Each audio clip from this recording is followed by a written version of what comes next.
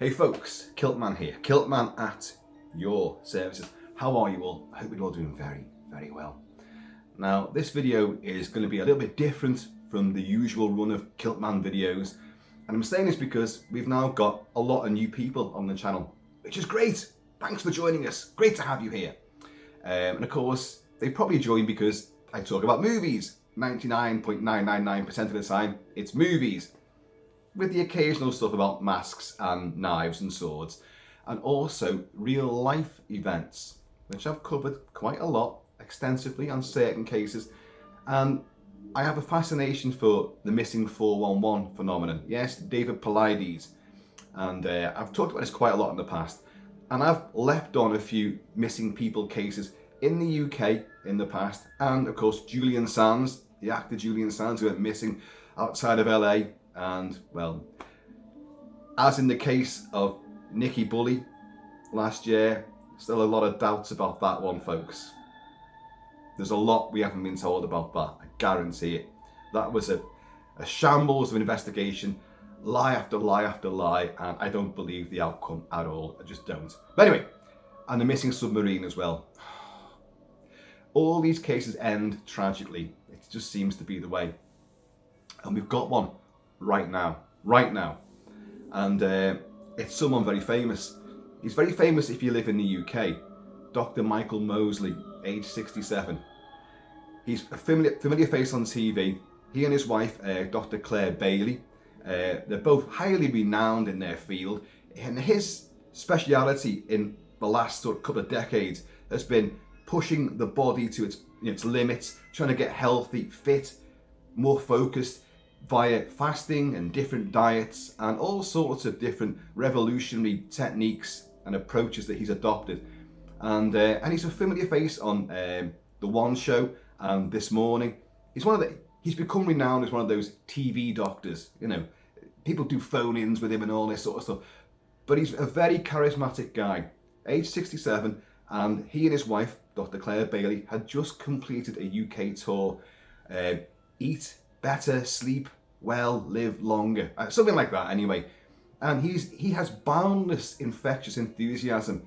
He's one of those, I don't want to say a life guru, because they're all fake and phonies. He's not. This guy, he's done documentaries where he's really pushed his own body beyond the bounds. This is a guy that deliberately put tapeworms into his gut and lived with them for 6 months to see the effects that tapeworms have, and could they actually be beneficial for you? What really happens when you got tapeworms? So yeah, done some outrageous things. So they just completed this tour in the UK, and together with a couple of family friends, they went off to the Greek island of Symi, which is in the South Aegean. It's not too far from Turkey. In fact, just north of Symi, the closest land-based area to them is actually the two Turkish peninsulas which creep down towards it. You've got the island of Rhodes, where I've been to. Rhodes is about 48 kilometres the other way. Now, we're on Friday the 7th of June, and on Wednesday at 1:30 in the afternoon local time, he went missing. Now, the circumstances are thus. They're staying in a little hamlet on the coast called Pedi, and they went down to St. Nicholas's Bay or St. Nicholas's Beach, which is only literally a couple of miles away, but it's a rugged coastline. And he and his wife and the two friends went by boat to that beach, spent some time there, and then they were going to get the boat back, but he didn't. He said, "No, I'm gonna walk back. I'm gonna walk back." Now, as the mayor of Symi said, and I'm not going to give his name because I cannot possibly pronounce it. It's one of those Greek names that goes on for like half an hour. I cannot pronounce it at all, so I'm not going to try to mangle it. But he said, look, yeah, it's about 2 miles away. It takes about 90 minutes walk, and the route he would have taken, as I'm looking at it, probably reversed for you guys. He's going west along the coastline, and as it just turns up a little bit and gets to Pedi, where they were staying. And so it's not far at all. But 1:30 he was seen. Ta-ra, bye-bye. Never made it back. They went back via the boat, I presume. There's a lot of conflicting reports, and as David Paulides, and in fact even I can testify on the little cases I've looked at, initial reports are always contradictory. He didn't take his mobile phone with him. Some reports say he left it on the beach, but apparently it's now turned out he never took it with him in the first place. It's back at the house they were staying, or the apartment, the villa they were staying. And it was there all the time. Bad mistake, so they can't locate him via that, digitally wise. So he walks off into oblivion. Now, they raise the alarm, I think about 6 hours later, because it just hasn't come back. And so a massive search and rescue operation swings into place. I'll talk more about that. But the island itself, his pathway there, the logical route he would have taken, and as the mayor and the chief of police there, again, I can't pronounce their name, they've testified, look, there's nowhere for him to go, it's just go along that. But the mayor said there could be a few shortcuts he could have taken. Well, I've looked at that route, and I know what that means. The route looks, it's right on the coast, rugged coastline, it's pretty much a straight line really, and then it sort of dips down and comes around to Pedi where they're staying. What he means by shortcuts, folks, because I've been to Greek islands, I've not been to this one, I've been to Kos, and I've been to Rhodes, and I've been to the Greek mainland, and I've been to many other islands, but I've not been to this particular one. But it will follow the same format of the Aegean and a lot of Mediterranean islands, so I know the format.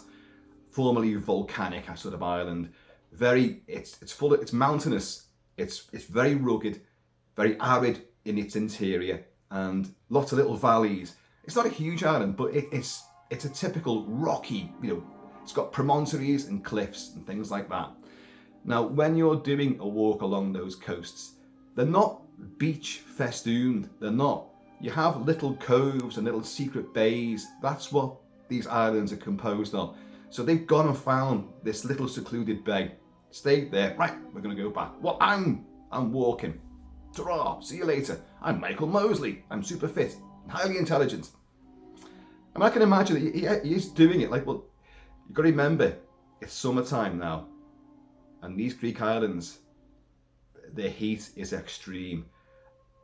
This morning, watching the news this morning, I looked at the temperature for it at about, I think it was 8:30 this morning, UK time, and it was 33 degrees and set to get higher. Now the mayor again, he said there's a massive heat wave warning, excessive heat, danger of death because of the heat for today. And on the day that Michael Mosley went missing, he said the heat, it was unbearably hot. Now he went missing during that sort of the hottest phase of the day as well. Oh dear, oh dear. It's a sobering thought, he says, reaching for a bottle of whiskey. Cheers, and good luck to the searchers, and good luck to Michael Mosley and his wife.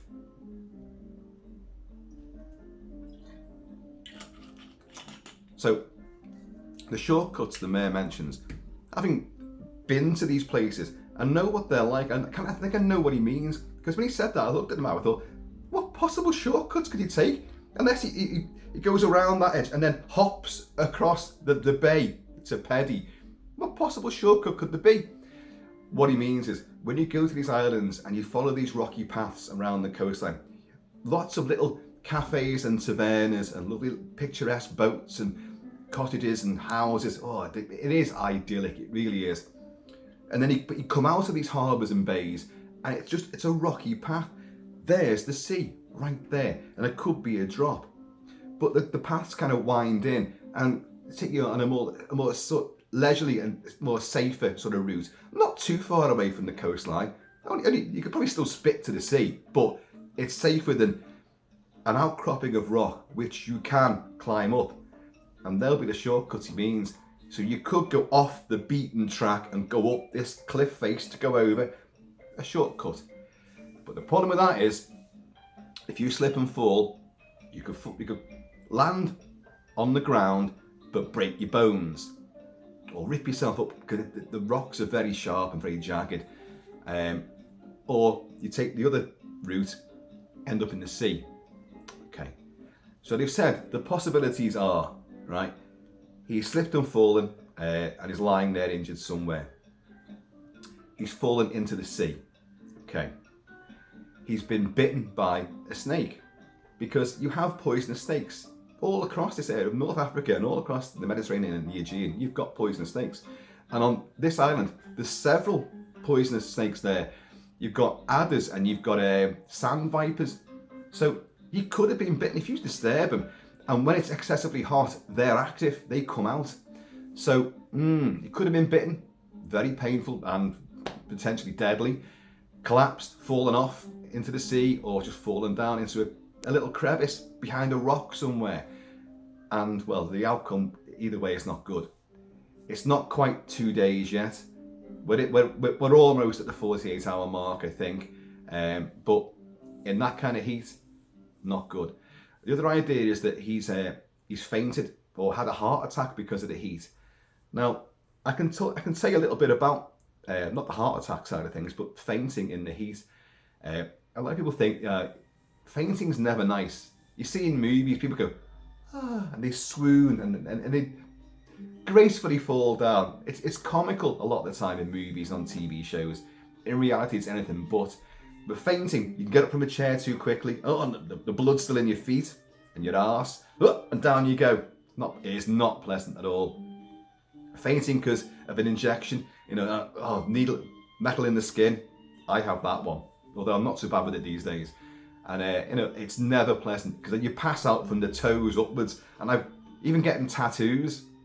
I passed out 10 minutes in, and I looked down. I thought my feet feel funny. I looked down, and the guy, it was the tattoo on my back, the big snarling wolf with 2 cross commando daggers, 2 Fairbairn Sykes behind it. You've seen it. And my toes went funny, and I actually looked down, and I thought, and the guy goes, "Are you all right?" And I went, and my legs turned to jelly, and I watched my body collapse from the toes upwards, and as it reached my stomach, I was like, and then like that. And in doing that, I woke myself up, and he went, "Are you all right now?" And I went, "Yeah." In fact, he said, "You've got a 10-minute threshold of metal in the skin. It's no matter how big and strong you may be, if you don't like needles, you don't like needles."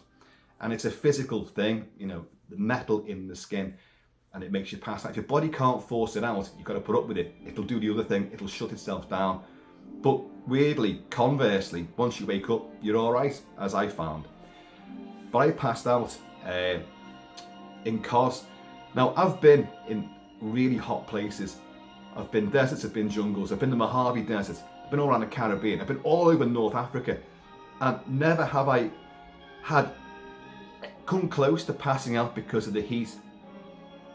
But I did on the island of Kos when I was there with Mrs. Kilt-Man, and I don't even know what I'd been doing. There was nothing. No. It was too hot for that kind of stuff. But I was enjoying the heat. I do love the heat, and but I became horribly aware that something wrong was happening. The heat was intense, but you go cold. You go clammy, but you go cold, and you start to become disorientated, and your vision goes completely blurry. Your heart goes into palpitations, and you stumble around. And if you don't sit down in the shade and get water on board very quickly, you will be in a world of trouble. And I discovered that. And that was people moving around, and it was a tourist hotspot, but it suddenly hit me. And I'm experienced with this, so I should have known better. But it shows you that even whoever you are, you could be prone to that. So Michael Mosley, very intelligent man, a scientist, a biologist, a guy that knows his own body and has pushed it to its limits before, should have recognised if it happened, should have recognised the effects taking place. But you put him on that rocky promontory, or right on the edge by the sea, and he becomes disoriented, doesn't sit down quickly enough, doesn't get in the shade quickly enough, and there probably isn't any shade there, to be honest. But just rest and get yourself back from the edge. If he wasn't able to do that, and he's become disorientated, he's gone over into the sea. Now, if that's the case, his body should show up at some point. I can't help but be grim about this. The prospects of a happy ending to this are already not good at all, not good. And but the sea always throws back its secrets. So bodies, even off these rocky coves and tempestuous seas, those bodies wash up. They end up on the beach. They end up in rocky crags. They've got the Coast Guard out there looking. Within the immediacy of the search and rescue was quite decisive and pretty good, to be honest. For a little island like this, with not a huge population, their entire trade is tourism and fishing and a bit of trading as well. But it depends on tourism, like a lot of Greek islands do. And so tourists are very popular there. Now I mention that because there are islands, Portuguese islands, where tourists aren't popular, and yet they depend on tourism for their very livelihoods. But certain locals don't like tourists, and they're quite aggressive about it. But I'll come on to that, because I don't think there's another case, well, several cases on a Portuguese island which highlight that about crime. The police have found no evidence of any crime taking place, but they found nothing at all, nothing in this small stretch of land and the route he would have taken. He's not gone inland. Why would he have done that? Why would he go inland to the mountainous regions where it's just completely rocky, arid, desolation, with real precarious drops and falls and valleys and little crevices where you'll never be found? Why would you do that? And it's going to be hotter if you go into the interior. It's going to be hotter again, so why do it? I've always said about temperature drops when you climb up high. Yeah, if you go to Scotland, you go Wales, you go North America, and you could start off at the base of a mountain in glorious sunshine and really super hot. It's just, well, knowing me, I'd take my top off anyway, but it'd be vest and a kilt weather, as far as I'm concerned. Everything is vest and a kilt weather. And I'm wearing the Douglas there in honour of the great Black Douglas, or Douglas the Black of Scotland, who fought with Robert the Bruce. Cheers, y'all. But so you start off in glorious warm weather, great temperatures, but you go slightly up these paths, the hills and mountains, temperature does drop. You go round the corner, and the sun's back again. It's baskingly hot again. Then you go up another couple of 100 feet, everything changes, temperature drops, weather changes. You can actually see the sun is shining on the valley you left, but you've got blizzards coming in. That's the UK, that's North America, that's Northern Hemisphere. Now, around here, around the equator and all that, you go up somewhere high, it actually gets hotter. It does. Because I've run up and down some of these hills and mountains. Yeah, and Mrs. Kilt-Man's on a bike, and she's cycling around, but I can't ride bikes. I'm really, really bad at it. Me and machinery, I class bikes as machinery. There's wheels in motion, literally. There's gears and things. That's machinery to me, and I don't deal with that too well. Can't drive a car, can't ride a motorbike, and I'm not very good at riding a bicycle either. So, but she was on a bike, and I was running alongside her. That isn't where I passed out, by the way. But I understand how the temperature got hotter the higher you went up. And I thought, that's weird, but that's why it is. It just is, because you're near the equator. I don't know the full science behind it, but there you go. But I say, I almost passed out. Well, I pretty much did pass out in cars, and felt like such an idiot as well. But it was a real eye-opener. So I can understand how someone like him could have succumbed to that and gone off the edge, or at least just collapsed and fallen down somewhere. But they haven't found him. Now, I said about contradictory reports. They said about his phone was left on the beach with his wife and the friends. That's not the case. His phone was left back at home. He never took it out with him on the boat trip either. So, schoolboy error there, obviously. But also, reports initially said to me, because they swung into action, they brought the fire service in on the island, who have a search and rescue unit, obviously. And they said that dogs and a drone had been used. Now, apparently, they didn't do that, unless they used local people's dogs, because the search and rescue team with dogs is arriving today from Rhodes. Now, I say Rhodes is 48 kilometres away. And of course, they could have got there way earlier. There's a ferry that crosses, and it could have, obviously, air transport could have got you there as well, helicopters. But they have used helicopters and they have used a drone. I saw some footage this morning. They said there's 25 searches. There's actually a lot more than that. 25 searches. That's the fire brigade, the local police, search and rescue are there. That's their own volunteer search and rescue. But you've got locals there as well who have joined in because they don't want this. This is not good news. And this is, someone who'll be missed. He's famous. He's a celebrity. I know some of you guys in other countries might not know who he is, but in the UK, he's a likable, charismatic figure on TV, and he has created new interests in dieting, and he was big on for fasting, the 5-2 fasting diet, which he promoted for years, I think. And a lot of people still follow it. But I don't agree with a lot of things that he says. And the more you mess around with your body, the worse things get. I'm one of those that I've tried a lot of things, but I did a lot of fitness for most of my life. I've been really fit. I'm not so fit now.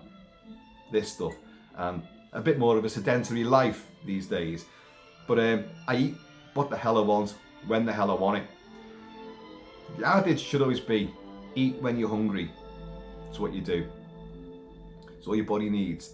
And it got drilled into me from survival training with a lot of great people, like really, really good instructors, and people from outside who were wilderness guys and that, but knew what to forage for.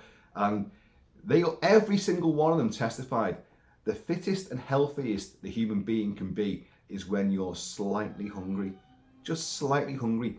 You should never be full, never be full. You should always be slightly hungry, which means your body's working at its optimum. It's burning off calories, and you're not like, oh, I'm starving, I've got the hunger pangs, or the hunger knock, as we called it, the hunger knock.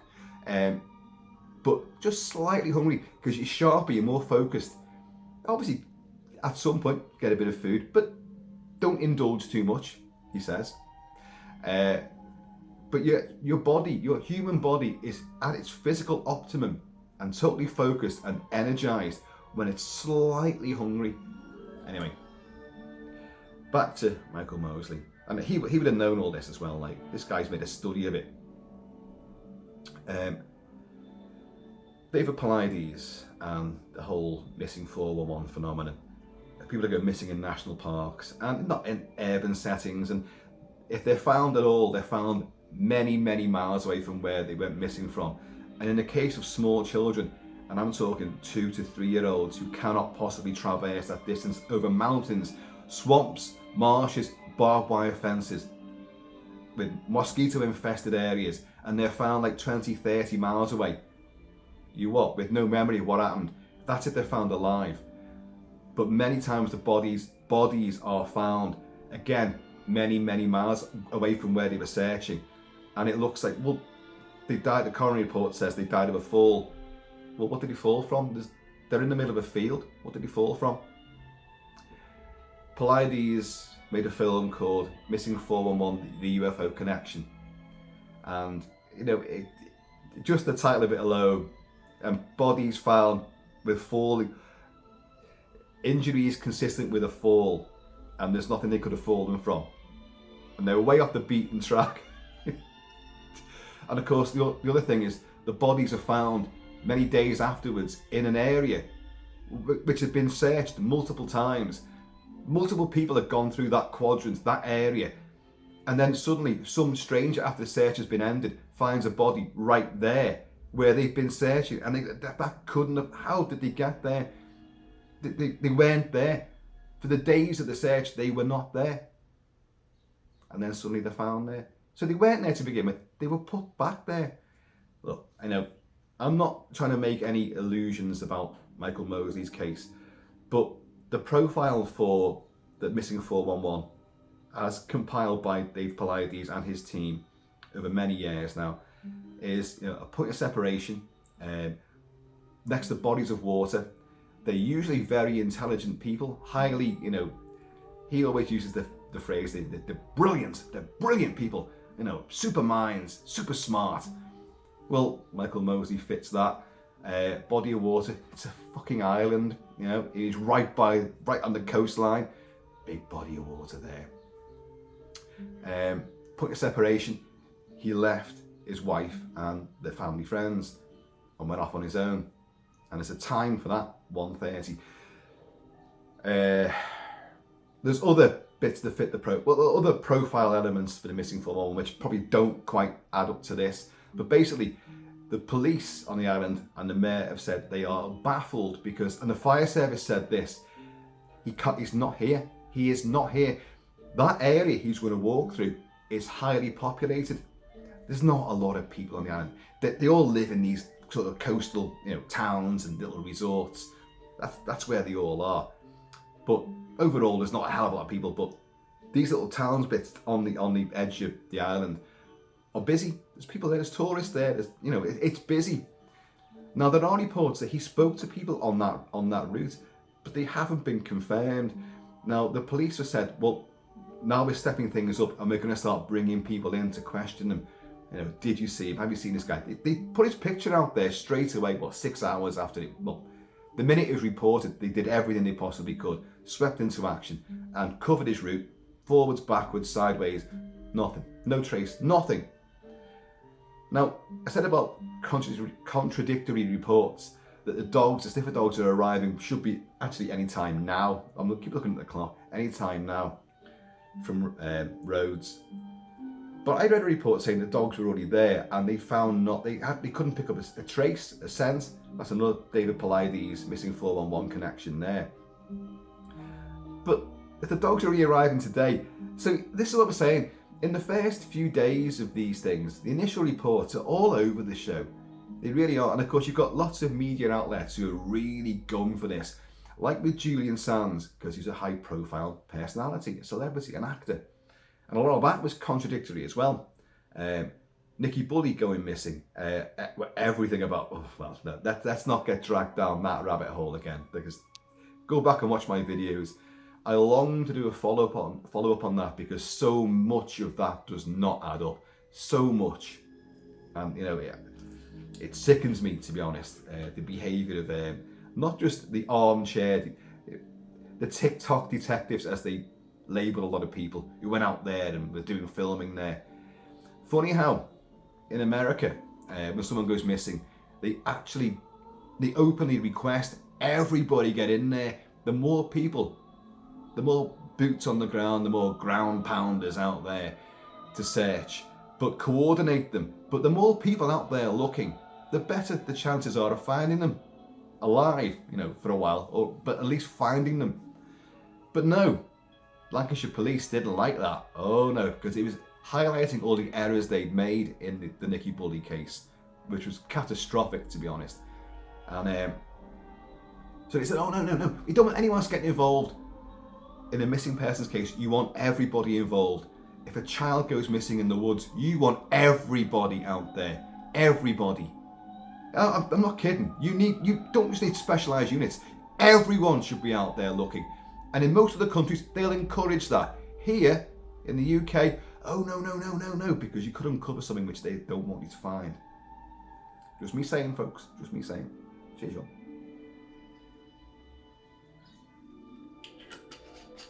So, Michael Mosley. I'm highlighting the missing 411 thing because it does have parallels, and because people are using the words mysterious and baffled and he can't be, he's not here, we would have found him, there's nowhere to hide, there's nowhere to go, he has to be here, and they haven't found him yet, then he's not here. All these mysterious bits of banter and jargon highlight this sort of thing. My opinion right now, my honest opinion, he has become dehydrated, heat fatigue and disorientation, and he has took one of those shortcuts and he has gone over the edge into the sea. As I say, the body will be recovered, the body will be found. It can't float out too far. It's going to be brought back in again. Horribly, it could be, I know, like, in a possibility there could be someone who knows him watching this right now, but he could be dashed against rocks, and it's the outcome of that isn't good, even for finding the remains afterwards. But that's what I think's happened. He has succumbed to the heat, which, according to the mayor who lives there, was unbearably hot. So gone over the edge. Because on land, he'd have been found. He hasn't gone inland. He hasn't. Why would he have done that? Unless to test himself. Hasn't got his phone, so he couldn't tell anyone. But he's not a stupid man. Why would you do that? I don't believe that's happened. But either way, if they don't find anything in the next sort of 24 hours with the search dogs and drones and extra helicopters, and they've brought in the army. The army's arriving as well. Again, a report yesterday said the army were there. An army. So you get all this stuff. Are they there or aren't they there? What's happening? They've definitely got drones up, because I've seen the drone footage. And there's definitely helicopters that have been up searching. At some point, they will have to move inland. To be honest, it's not a big island. They probably have already. The helicopters would have gone round, and the drones would have gone round. And again, in that kind of landscape, unless he's fallen into a crevice with an overhang, his body's slid under, you're going to find that body. You're going to find him, because there's nowhere for it to be obscured. It's going to be there. So the sea, he's gone into the sea. That's what I think. And the body should, or at least his remains should, get washed up at some point. But I mentioned the Portuguese island. I forgot the name of the Portuguese island. In fact, there's 2 islands. And all the people that were missing, they're all males, and they were all runners. They were all exceptionally fit athletes. None of them were together. They were all at separate times. But 3 were on one island and 1 was on a different island, not too far away, in a fairly short space of time, I think. And missing, never found again. One guy was from, I think he's from Poland, and Poland sent their own search and rescue team over to go and find him. And they, although it wasn't reported by David Paulides, and it certainly wasn't reported by any other YouTuber talking about these things, they did find his walking stick. And when I say he was a runner and a hiker, it doesn't mean he was an old guy with a walking stick. It was, to go up rocky terrain. It's just a stick, like a ski pole. They found that.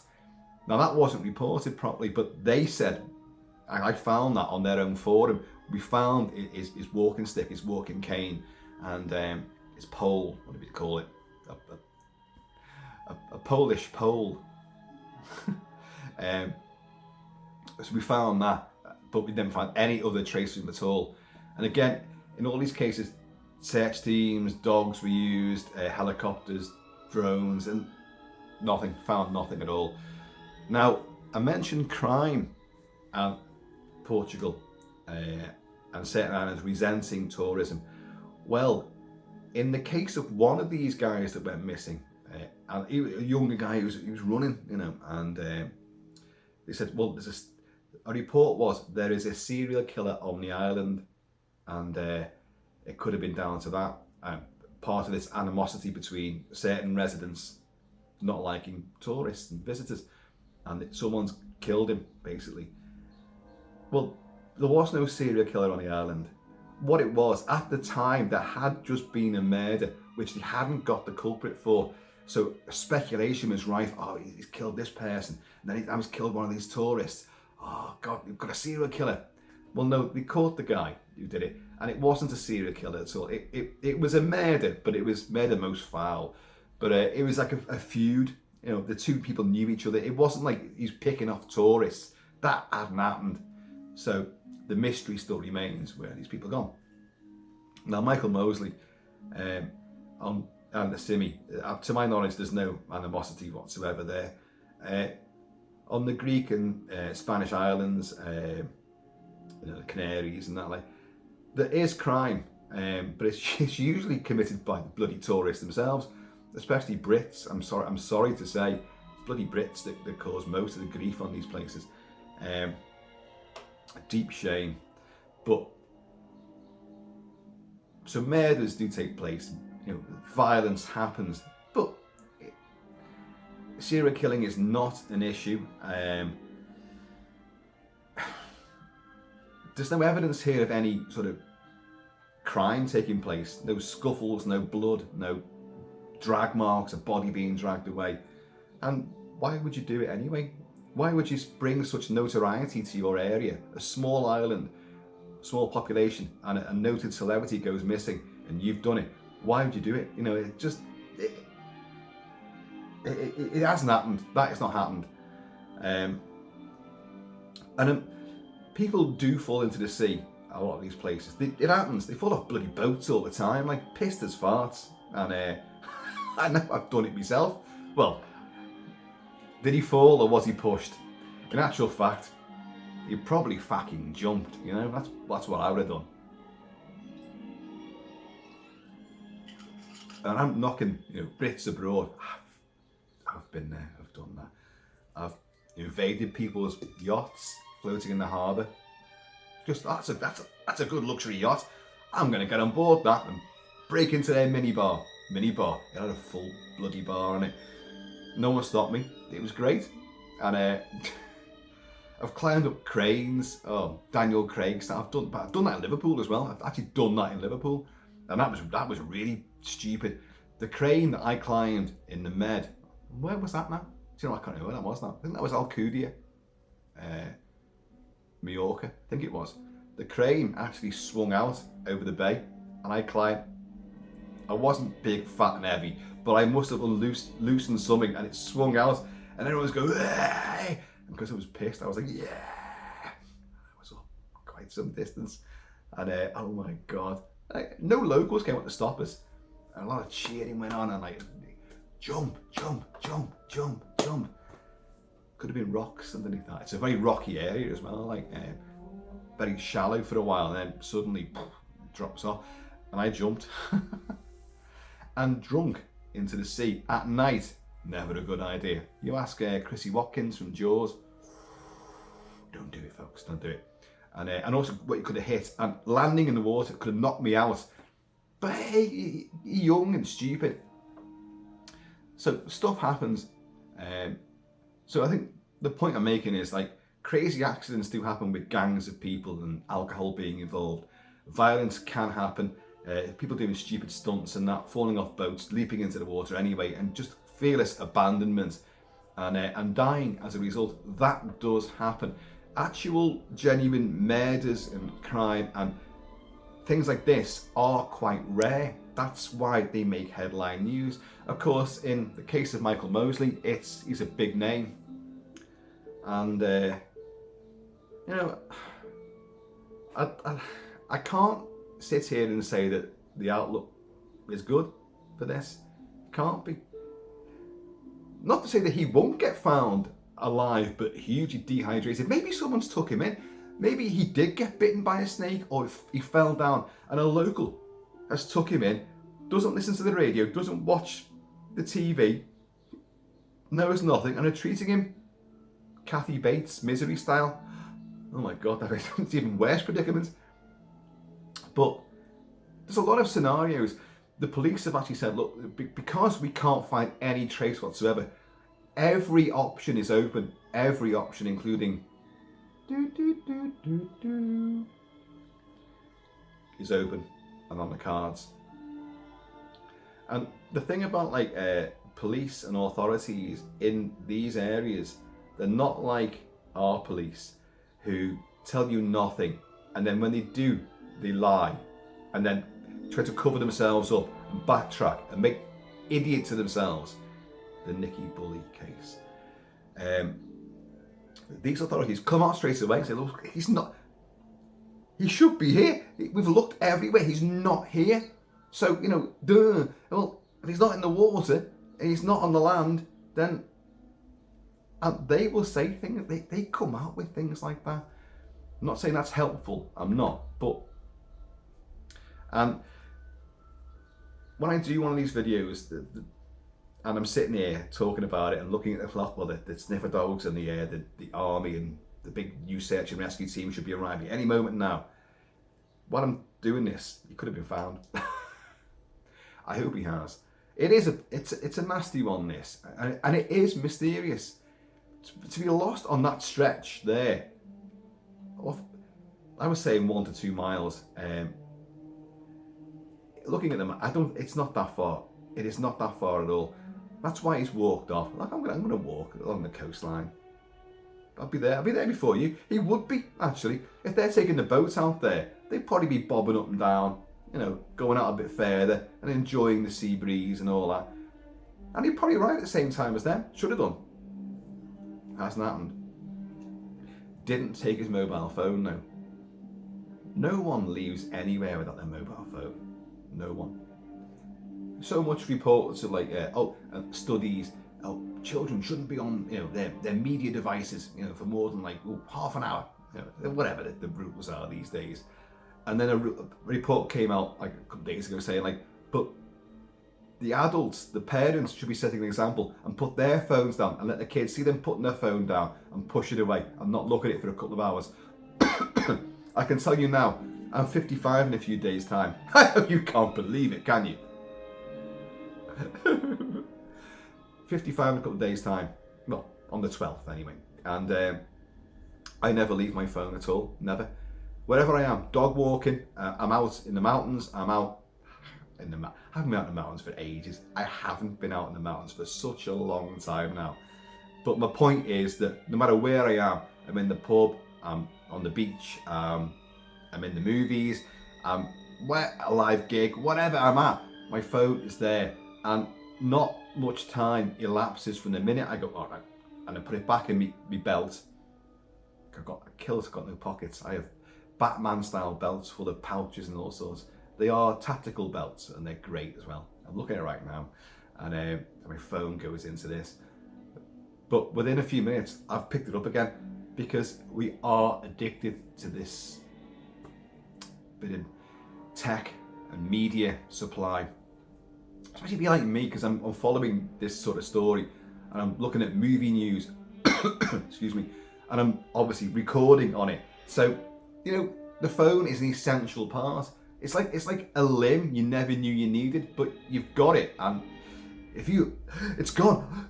So Michael Mosley, why did he not take his phone with him? He's a guy that's just done a friggin' countrywide tour in the UK with his wife. There'd be all feedback. There'd be TV people getting in touch with him. You know, they may have gone to like, oh, we've done a lot of work now. Let's just relax and enjoy ourselves. But even when you're relaxing, enjoying yourself, your phone is right beside you. Why did he not take his phone with him? That to me is a bit of a mystery right there and then. But I don't know. It's horrible to go away somewhere and to have something like this happen. It's bad enough when you're at home and someone goes missing, or the worst happens.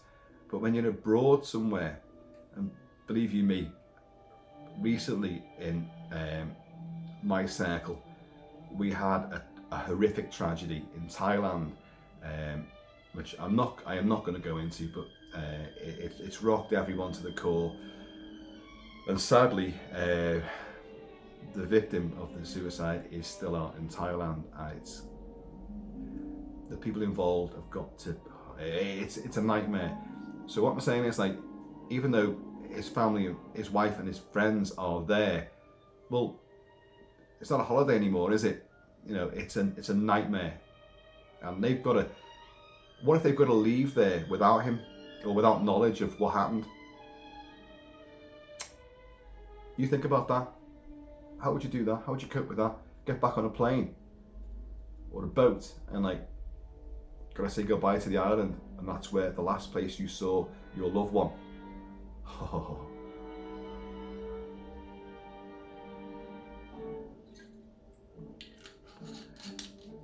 No, I think poor Michael Mosley's gone in the sea. I think the heat played a part. He may have stumbled. It may just be a stumble, something like that. But he's taken what the mayor said about the shortcuts. He's not taken the more leisurely path that goes around an outcropping of rock. He's gone up the rock, and for whatever reason, he's took a tumble and gone in. People do. I've seen people fall down all the time. I've seen people fall in the street. I'm pointing that way, but I saw someone fall over the street in Liscon, which is that way. yesterday, and you know they just fell down out of nowhere, and they weren't old. They weren't a doddery older person, you know, like my age. They hadn't stumbled out the pub like I did. They just literally outside Tesco's, sorry, name dropping there, just suddenly went, well, it's like an invisible hand just went, pushed them in the back of the, you know, between the shoulder blades. Well, it's a good place to push someone. Shouldn't be adding that, like, but they will go flying. Simple as you use your hips and you know, and they'll go. I don't know why I'm saying that. I really don't. But it looked like they'd been pushed. I'm like, they went, ugh! But they managed to, you know, they put their hands down and they put their chin up, you know, so they didn't smack the teeth together and didn't like bite their tongue in half, which can happen. And they landed like that. And then I went over, but they sat up and they started laughing. And other people come over as well, like, you're all right. And it's good that other people came over straight away. I didn't see anyone standing there filming, because that's the world we live in. Again, phones again. Oh, see what I mean? People, instead of helping people on the street or people in any kind of distress, they stand and film it instead of getting involved. Those crucial seconds. I know it can be used in evidence. I know that footage can be. In that context, that's great. But why are you wasting your time and their life when you could be saving them by filming it? But that's people's mentality. So everyone went over and he was laughing like, and he hadn't hurt, hadn't even scuffed his palms on the deck, like, but he was kind of like, you know, people going, do you want a hand getting up there? He's like, he's got up, put his hand on it, got up, no, I'm all right, you know, and big rosy red cheeks because you're dead embarrassed, but but I've been there as well. I've tripped over my own feet many times, and in a kilt, that's quite a spectacular event, and I'm sure people do film that. There will be footage out there of the Kilt-Man falling arse over tit in full public view. Cheers, y'all.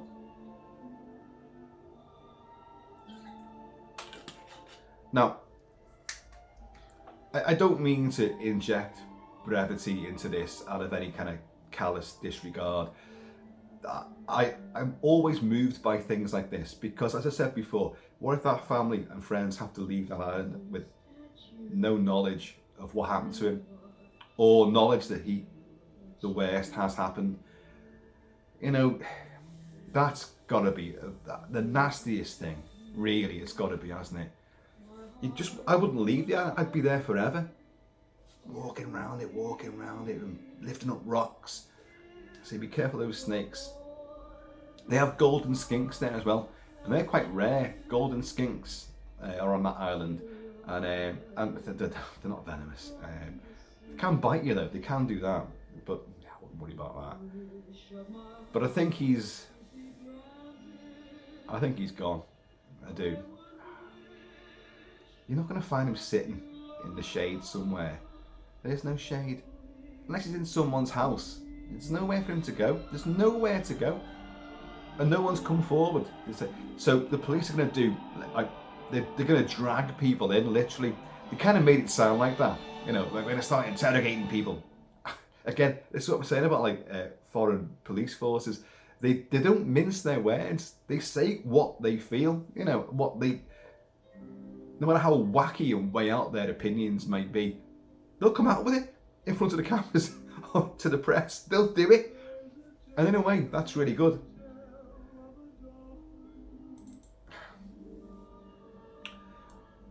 But I'll be on the ball with this. I'll cover whatever happens next. I'll cover it. But this, if nothing else, should highlight to people the work that David Paulides is doing. And you know, I personally don't care if you think, oh, but they're just missing. You know, people just go missing all the time. Yeah, they do. And 99% of the time, they're found. Whether dead or alive. Mostly alive. Mostly people just want to fuck off and just get off the beaten track, leave the family they're with, and just do one. And I really do not believe that's the case here. Because where's he going to go? Was there a little launch waiting for him? Like Spectre style, you know, like whisked off, new identity. No way. He's a well-known personality. He has not done that. But where was I going with that? The whole missing 411 is based on years and years and years of profiling and researching. And David Paulides was a former SWAT team operative in LA. He's a private investigator, fully qualified private detective. He's worked in other police departments. He's a highly experienced outdoorsman. He's been all around America. He's been to Australia, and he's covered these cases in depth many, many times for years. And he's a public speaker as well. He lectures on all of this, and he's up to something. There is something, the connections, the link between these missing people and nothing being found. America's a big place. For a long time I thought, well, people go missing in America all the time, and in the woods, you know, you could send out 1,000 people, you know, fine-tooth comb, you're still never going to find them in those vast wildernesses. When people go missing in the UK and are not found, UK is tiny. I know there's 3 countries, well, sorry, I'm talking about mainland here. So like Scotland, England, Wales, but of course you've got Ireland, but it's its own island. Ireland is an island, you know. You've got Northern Ireland and Éire, but it's a different place. But people go missing there too. But people go missing in Scotland, in Wales, and in England. You know, they're found. The vast majority of the time they're found, but people do go missing and are never seen again. How? There's nowhere in this country you could easily. There's nothing you can't find in this country. You can lose, your Meerschaum pipe, Holmes and Watson. You can lose that in the middle of Sherwood Forest. You'd find it. It's not that big. Nothing is that big. Nothing is that too overgrown. You will find these things. So when they're not found, something strange has happened. And the compiling of all the 411 cases in all the different states and across the world that he's done, these things are, I initially scoffed, and then I thought, no, the more I read about it and read his stuff, and then listened to him on podcasts and things, and then began to watch his channel, I was like, oh shit, and it becomes an addiction as well. So, you're all going, oh, you leapt on this because you think it's 411. No, I leapt on it because I am intrigued by the entire phenomenon. And this is a high profile case of someone suddenly into thin air. But I'm giving my actual opinion. I think he's gone into the sea. I do think that. Whether he just took the wrong route, he just took one of those mayor's shortcuts. He's gone over a rocky sort of promontory. I'm not going to go round it, I'm going to go over it, and the view would be spectacular, and it would be. But either the heat, or maybe he only wandered up it because it hasn't got to be high. There could be an elevation from where he is of 10, maybe 12 feet, and he's scrambled up it, gone to the edge, but he's kind of like gone woozy, or stumbled, or it's given way. You find evidence of that though. If they're searching properly, they'll know all these little rocky promontories, and they'll know if someone stood on this and it's given way, because it will clear off, clean elements of rock beneath the sun-bleached areas. You'd know it. There'd be a big chiseled off piece, and you look down and maybe you'd find him. Just saying.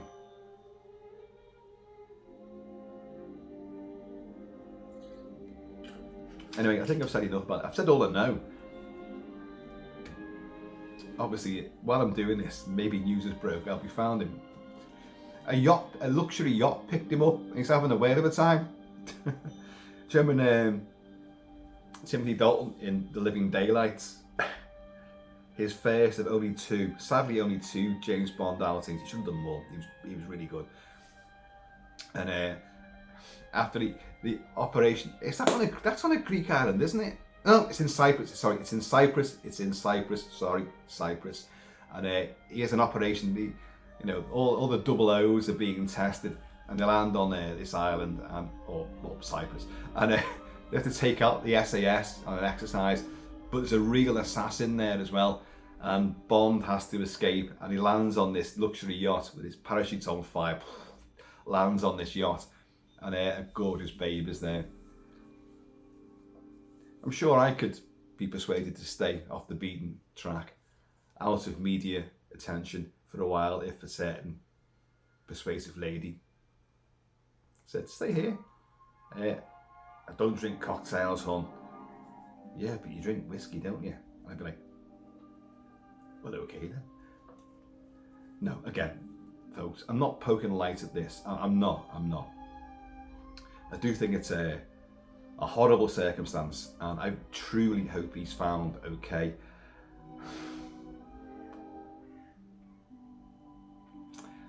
If it was more temperate, there's a chance of survival. You can go a long time without food. You can't go a long time without water. There's no way on earth that he would have walked off in that kind of heat without bottles of water on him. There's just no way on earth he'd have done that. I refuse to believe that, but that water wouldn't have lasted long in that kind of heat. So something has happened. Of course it has. But my money is on he's either dehydrated and the heat's got to him and he's stumbled, he's gone over the edge. But even if he's gone into the sea throws back its secrets, and he will, and his body should be found and be washed up somewhere.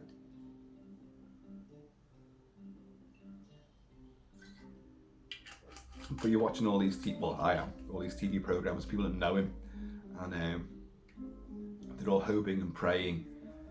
But we've been down this road so many times now that all the hoping and the praying, and got to keep hope alive. I've always said this, you've got to keep hope alive, no matter how dire the circumstances may be. And you may be facing what you think is your last moment under horrendous circumstances, but what do you, or do you just, I'm gonna get through this no matter what? Hope changes your psychology. It gives you strength. It gives you fortitude. It changes your entire outlook for enough to help you survive a situation. So I don't know. I'd love to cling to that hope, but I'm also a bit more pragmatic than that. Folks, I've talked enough. I hope that watch the news, and when people do go missing in your area or in your country, your territory, your county, your whatever, don't just, that's sad, isn't it? Think about it and try to follow. Well, why weren't they found? What did the authorities do? What did search and rescue do? Chase it up. If they're not found, then why aren't they found? We have technology now to find people. You have enough stuff to find people. High-tech equipment which can locate someone. But it's funny how the people who go missing don't have any digital equipment on them. Why is that then? Because if they do, they can ping their phone and can find them. They can trace the last time the phone was active. And right, so converge on that area, and then you go out in a radius around that. He didn't take his phone with him. Oh, why did he do that? Such a strange thing to do. Folks, look, pray for Michael Mosley, and but watch these cases. These things pop up all the time, and now that I've got an interest in this, I'm straight on it. Someone went missing, because urban people go missing all the time. Now a lot of that is way different. There's drugs, there's crime, there's violence involved, there's murder involved. That happens. People go off radar, off the grid. And you can do that. In the UK, you can't do it for too long. You will be found, but unless you get out the UK. But in America, you can do that. America and Canada, and certainly South America, Southern Hemisphere, you go off the map. People don't seem to care. But Northern Hemisphere, the Western world, North America, Canada, you can easily just disappear. It's so big, and there's communities out there. Australia, you can do it down there as well, because it's such a big area, you know, and you can just take yourself off. Authorities won't be bothered trying to find you because well, where did he go? Well, local area. We can't pick up a scent. We can't pick up any trace. Went missing 6 days ago. 2 weeks go by. Search. Forget it. They give up. They will give up. They won't keep on searching. They can't keep on searching. That's left to family and friends to carry that on. But if you want to disappear, North America, Canada, Australia, or apparently the island of Symi, not far from Turkey, it turns out.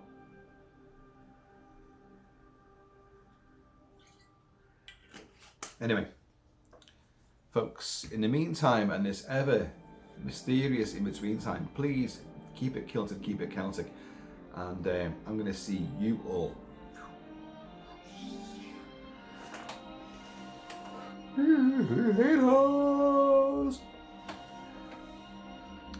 You want closure to these things. We definitely do. I think in this particular case, it will be found that it's natural causes. There's nothing too horribly mysterious about this. It will be in the sea, I think. But I will report back on this when more news becomes available. So watch your step, be careful, and keep your mobile phone with you, because you never know. Stop looking at porn on it and stop doing all that stuff, that TikTok bollocks. It could save your life. It could save your life. It can be tracked and traced. Keep hold of it.